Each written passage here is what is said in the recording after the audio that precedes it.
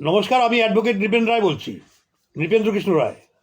আপনারা সবাই জানেন যে ত্রিপুরার সংবাদপত্রে খবর বেরিয়েছে যে আমি একটা মেল পাঠিয়েছিলাম প্রদ্যোৎ বাবুর বিরুদ্ধে, প্রদ্যোৎ কিশোর মাণিক্য দেববর্মন। উনি বিদ্বেষমূলক কথাবার্তা বলছিলেন এবং কিভাবে এরকম ধরনের ভারতবর্ষের ভারতীয় সরকারের বিরুদ্ধে কথা বলছেন এবং সাম্প্রদায়িক কথাবার্তা উনি বলছেন। এর বিরুদ্ধে আমি ওনাকে মেল পাঠিয়েছি এবং মেলটার যারা দেখতে চাইছেন, অনেক কাগজপত্রে সংবাদপত্রে এটা বেরিয়েছে। তো আমি সমস্ত বাঙালিদেরকে বলছি, যারা যেখানে আছেন আপনারা জাগরুক হন। বাঙালির অস্তিত্ব কিন্তু, বাঙালির কালচার বিপন্ন। আপনারা দেখবেন আসামে বাঙালিদেরকে বিনা কারণে জেলখানায় বন্দি করে রাখা হচ্ছে। আপনারা দেখবেন মেঘালয়তে বাঙালিদেরকে বিভিন্নভাবে হেনস্থা করা হচ্ছিল, যেটা আমি একটা এফআইআর করেছি KSU খাসি স্টুডেন্টস ইউনিয়নের বিরুদ্ধে কলকাতায় এফআইআর করা হয়েছে।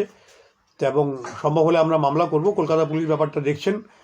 কিন্তু আপাতত মেঘালয়ে পরিবেশ শান্ত, কিন্তু ত্রিপুরায় পরিবেশটা অশান্ত করার চেষ্টা চলছে। এর বিরুদ্ধে আমাদের সজাগ থাকতে হবে। আমি দেখলাম বারাক ভ্যালি থেকেও প্রদ্যোৎকে কিছু বলা হয়েছে।